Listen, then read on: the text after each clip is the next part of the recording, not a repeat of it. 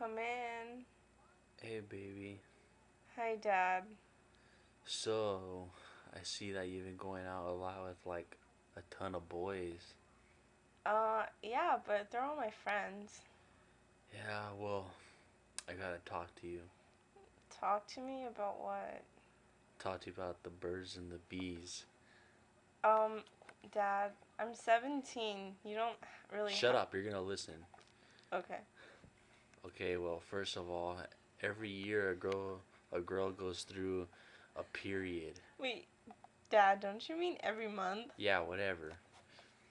Well, anyways, they have to fucking stick toilet paper out their vagina so they don't fucking bleed. Wait, Dad, don't you mean a tampon? Yeah, whatever.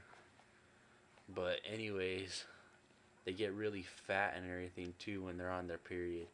Dad, we don't get fat. Well, whatever. Yeah, anyways, you just gotta be careful and use your protection and all that because there's a lot of AIDS.